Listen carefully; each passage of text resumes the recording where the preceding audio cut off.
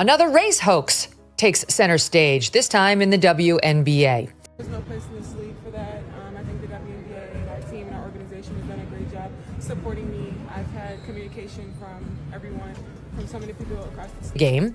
The Associated Press reported the WNBA was launching an investigation into alleged racial abuse directed at Another race hoax takes center stage, this time in the WNBA. The past week has seen one of the most bizarre, polarizing, and frankly exhausting controversies in pro basketball. What started as a hard foul between two competitors, Angel Reese and Caitlin Clark, turned into a league-wide investigation, a social media firestorm, and a conversation that had nothing to do with basketball.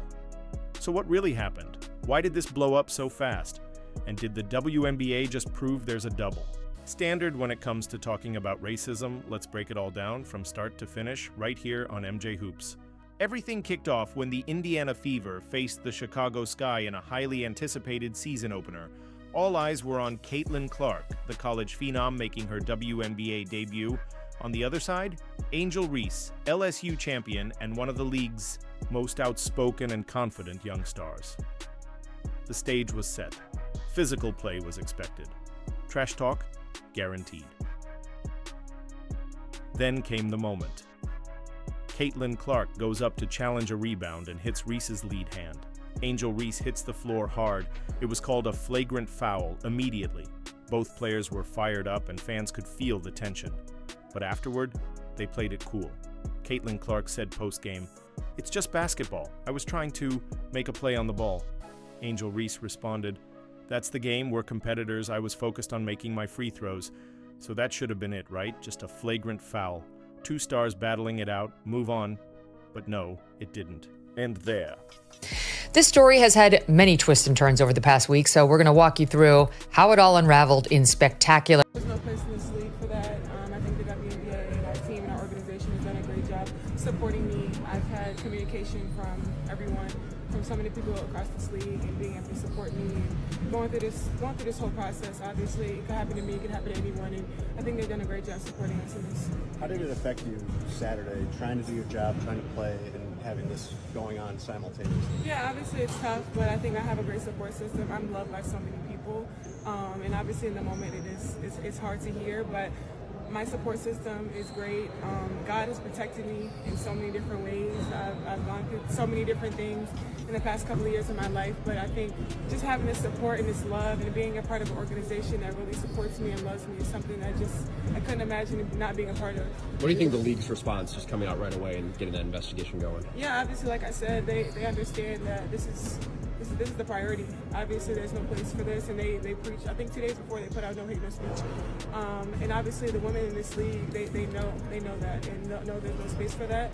And I believe that every player in this league deserves to be treated with respect and want to come to work and just have fun and have a great environment to work at. So, faced off against the Chicago Sky, home to player Angel Jussie Smollett Reese. Just kidding. Angel Reese was the competitor. During the game, Caitlin Clark received a flagrant foul call against Reese. In other words, Caitlin committed the foul. After slapping her arm, Reese fell to the ground momentarily before jumping up to follow Clark across the court, angry at the foul. Keep in mind, she's committed umpteen numbers of these against Caitlin Clark, including she was the one who with the fingernails, but she was very angry that she'd been pushed, she felt, by Clark. Clark said there was nothing malicious behind the foul, and it's just a part of the game. Reese appeared to agree, eventually saying, all right, it was just a basketball play. Then after the fashion, it all started on May 17th during the WNBA season opener when Caitlin Clark's team, the Indiana Fever. Days after the game, the Associated Press dropped a bombshell. The WNBA was investigating allegations of racist abuse directed at Angel Reese by Indiana Fever fans. The league even issued a statement saying racism, hate, and discrimination have no place in the league or society. Social media went wild. Headlines exploded. Nobody knew what exactly was said, but everyone assumed it must have been bad, only nobody could find proof. No clips, no quotes, no credible sources, and yet because of one unverified accusation, the entire league was now under scrutiny. Then came the twist. Angel Reese posted a TikTok video showing Caitlin Clark walking away after the foul with the caption, "White gal running from the fade." The post instantly went viral. Some called it real talk. Others said it was reckless, especially when fans of the player you're calling out are already under investigation for racism. Eventually, the video was taken down, but the damage was already done, and now people were asking, who's really the one making racially charged comments here?